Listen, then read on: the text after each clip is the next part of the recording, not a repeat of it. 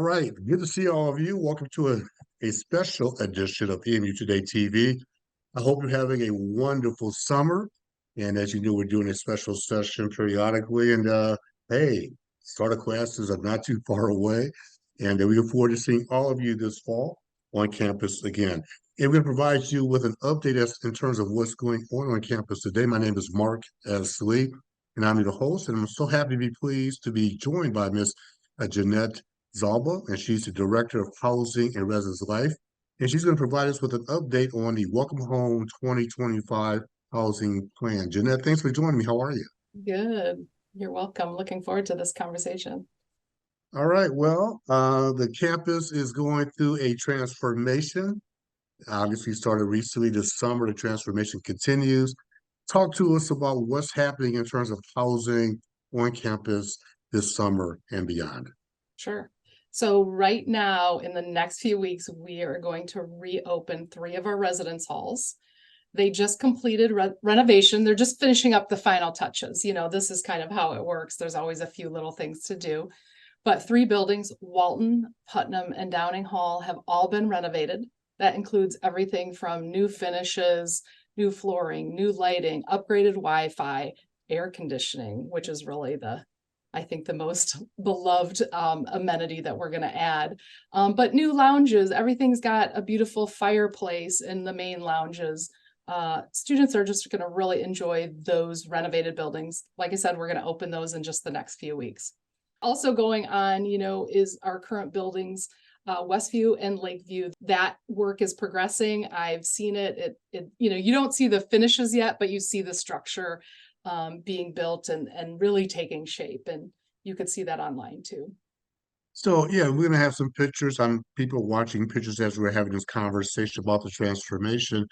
So kind of let's back up a little bit and give us a little bit of historical perspective and context why the university decided to obviously implement these new buildings on campus.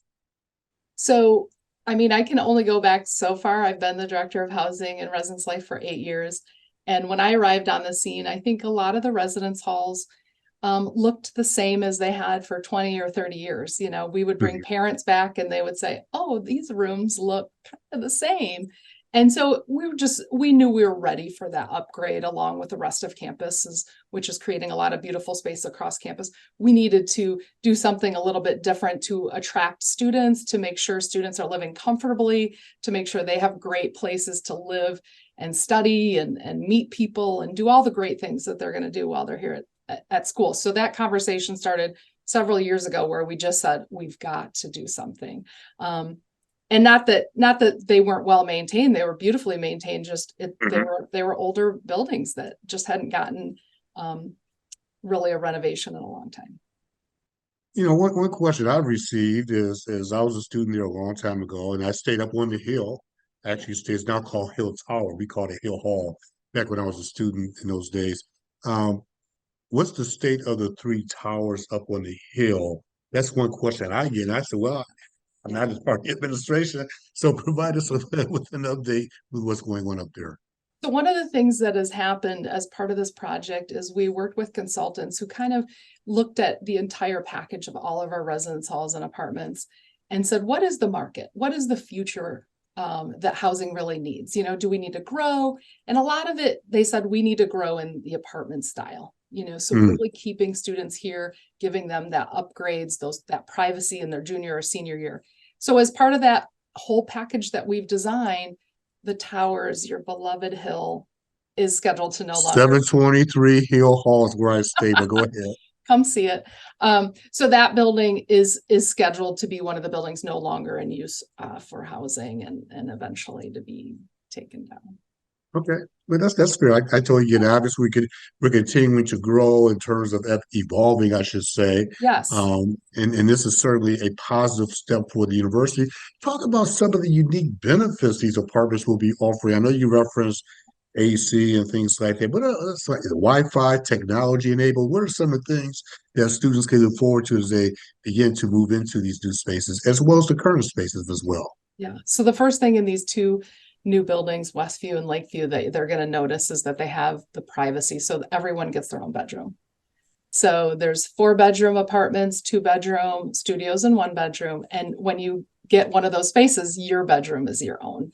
So I think that's something that students really look forward to, particularly as they become a junior and senior, they're going to want that. And then, of course, a fully functioning kitchen with a microwave, a dishwasher, and beautiful cabinetry. And the images are just stunning. So they're going to enjoy that. When we talk about common space, though, each floor, there's small study lounges where you can grab someone else and kind of get out of your apartment and study or have a good conversation or grab a snack. And then on the main floors, there is prayer meditation rooms.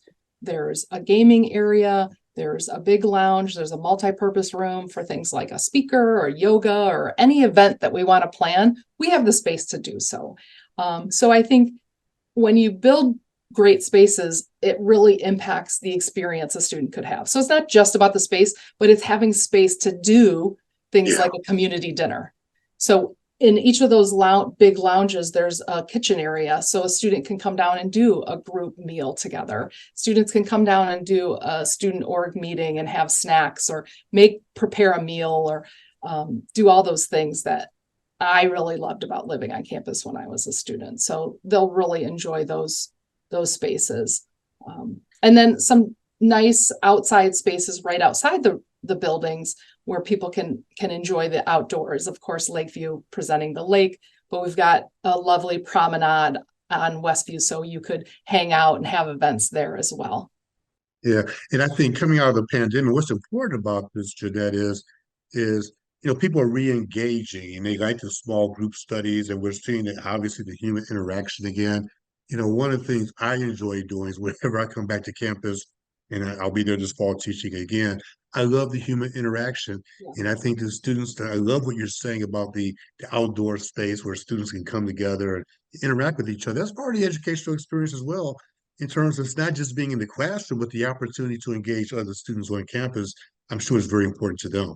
Yeah. And the more and more I talk to students, it's one of the things they love about coming to Eastern. They're going to meet somebody who's different than them. That might be their roommate, that might be somebody down the hall, that might be a resident advisor, but they do appreciate the fact that they're not, at their high school anymore. They're really with a bunch of other people, getting to know different people, getting to know different interests for themselves, joining clubs, attending events.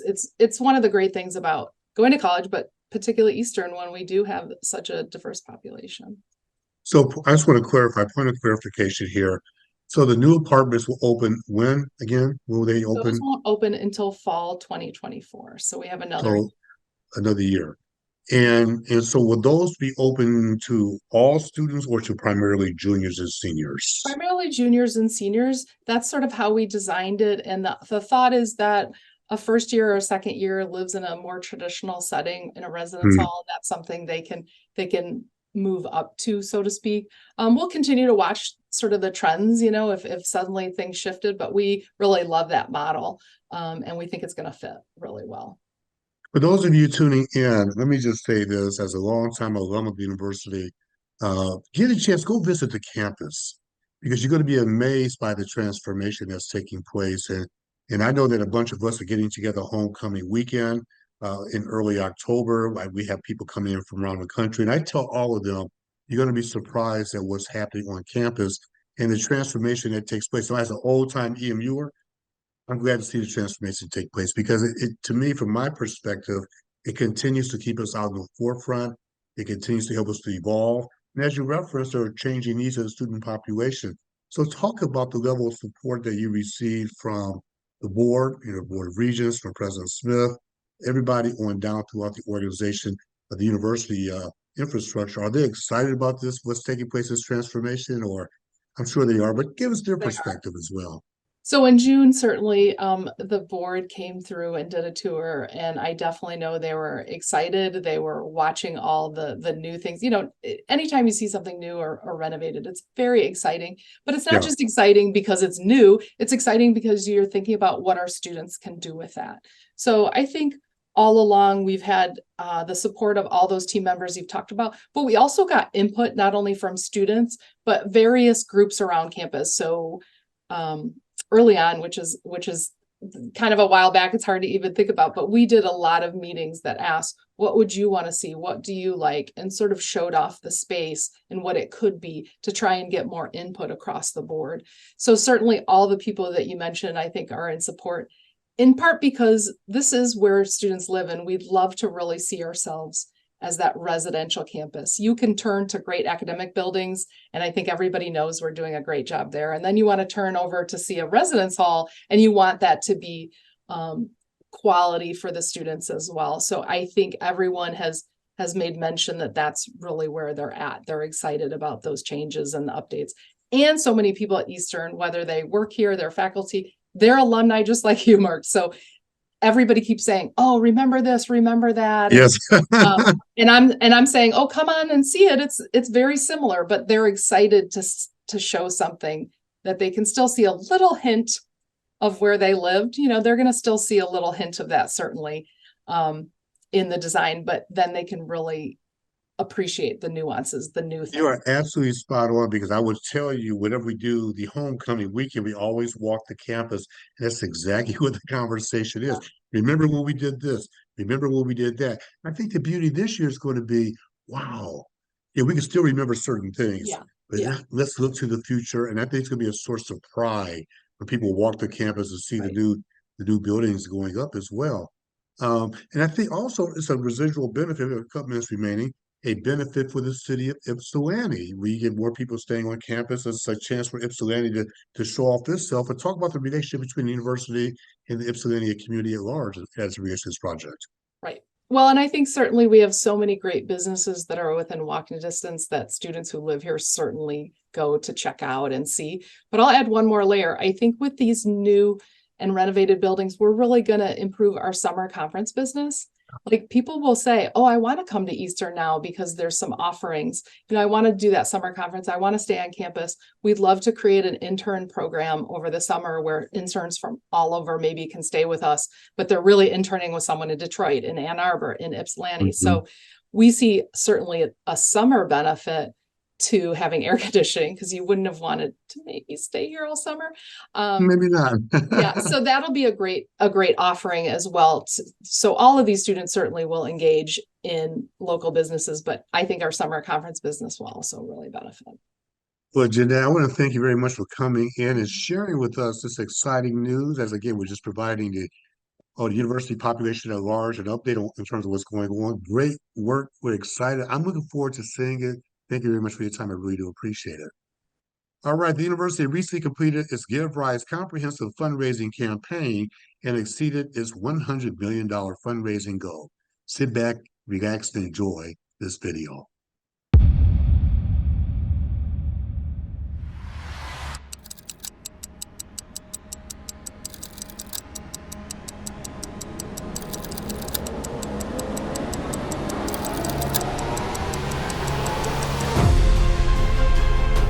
Our legacy at Eastern Michigan University lies in the future of our students.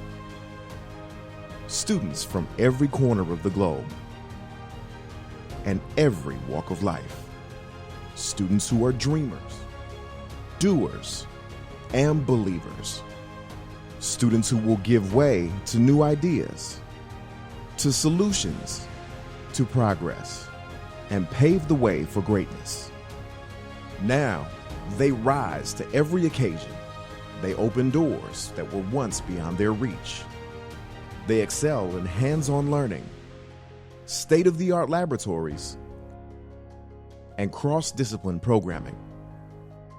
They seize opportunities beyond the boundaries of campus. They turn barriers into bridges, and bridges into community. They create worldwide connections with boundless opportunities. They reach for tomorrow, but cherish today as they give rise to their success and to our tomorrow. Today, we celebrate a campaign total of more than $119 million. That's 119 million reasons to be proud, and 119 million opportunities to give rise.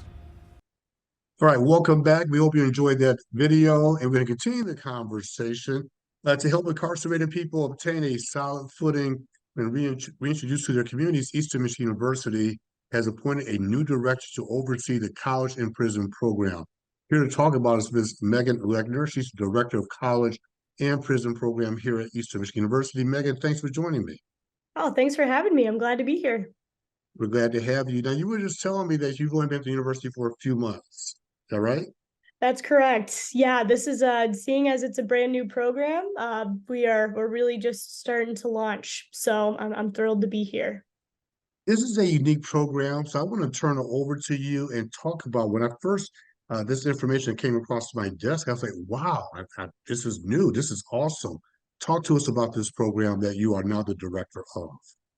Sure. So the roots of our program actually go back to around 2008. EMU has actually already been in Women's Huron Valley Correctional. Professors would volunteer their time and would go in often with more traditional EMU students in a like inside out program, as it was called, where they would bring traditional students into the prison with them to learn alongside the students who were in prison. Unfortunately, at the time, while students were able to receive a certificate for their work, it was not a credit-bearing course for them. The students in prison. It was a credit-bearing course for the traditional students.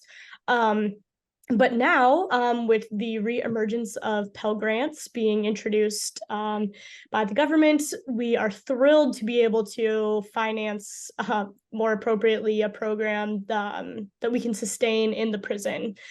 So that is enter my role as someone who helps direct and administrate that program, whether it be working with professors or being the liaison for students and the Michigan Department of Corrections.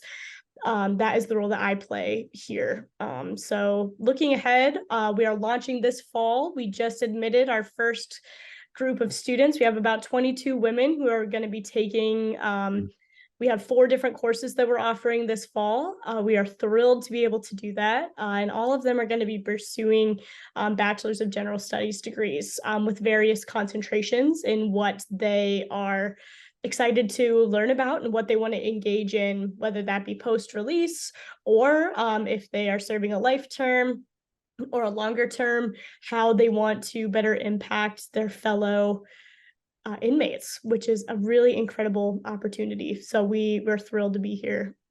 So let's unpack this even further. So talk about the process. So Eastern Michigan professor or instructor goes to the facility. I mean, how does this work in terms of class time and interaction, homework, and things like that? What's the process? And kind of take us through that classroom environment, if you will.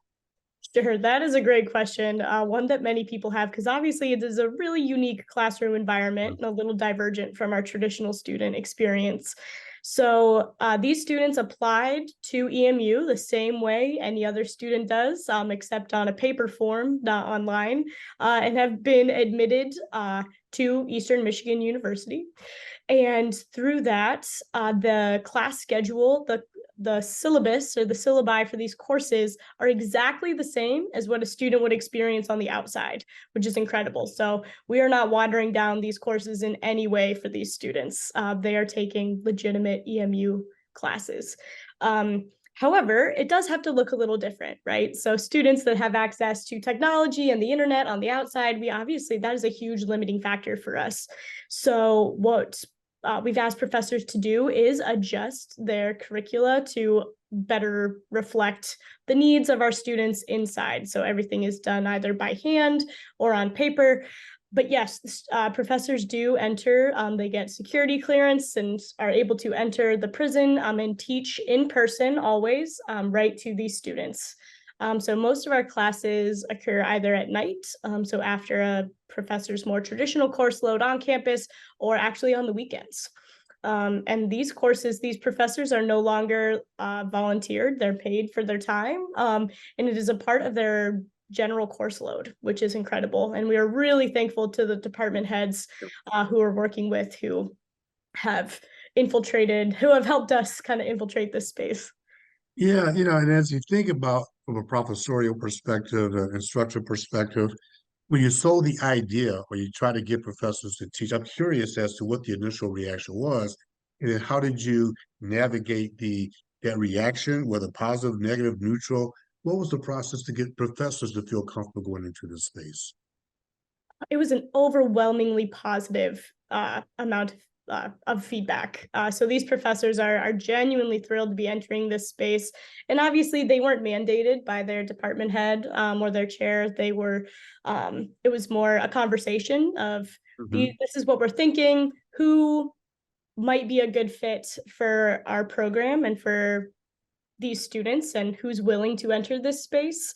And we received an overwhelmingly positive response from these professors. I just was in conversation with a few of them this morning, so very eager to get in the classroom and to engage with these students. I've often heard from these professors that they're some of the most engaged and excited students that they've ever gotten to work with. And you're providing an opportunity for these students to get an additional chance to learn. And whereas I think historically people have had a negative perception in terms of people in prisons, if you will, in correctional facilities, but I'm sure that all individuals, or the majority of them, have a curiosity factor, and when they get a chance to re-enter life, the more quote normal life after certainly being incarcerated, that they look forward to the opportunity to demonstrate what they can do on the outside and back in the outside world. That is exactly right. And truly the entire reason we are entering this space and why we're most excited about this program. If you're someone who, like, I'm assuming both of us and most people here at EMU, that just believe in the genuine power of education, you believe that that education has power in whatever setting the student will find themselves in the future. So whether this student is set to be released within the next year or so, or whether this student is serving a life sentence, we absolutely know that there's power in what they're learning and that they're going to use it to better whatever community space they are a part of. And that includes their carceral space right now. I'm curious, is this a one-of-a-kind program, or are there other universities in Michigan, across the country, across the Midwest, whatever the region, offering a similar type program? And if so, what has been a response to it in terms of, people going back into society and getting reentry into society, so to speak? That is a great question. So we, EMU, we are the only four-year institution operating in Women's Huron Valley Correctional, which is the only women's prison in Michigan. So we are the only bachelor's opportunity for women in Michigan, which is incredible. And we feel really lucky to be that. However, we are a part of a larger consortium that has about 5 or 6 other institutions, whether those be four-year institutions, though some are private, some are public, along with several other community colleges who are working in these different spaces. So they're working in men's prisons all over the state, which is incredible. Michigan is definitely leading the pack when it comes to engaging in prison education programs, but other states are catching on too, which is incredible. California and Washington State have been major players in this world for a while. But frankly, with the reintroduction of Pell Grants into this space, I'm really anticipating more and more states catching on. There was a second chance Pell experiment that was launched back during the Obama administration that was the kickstart for this.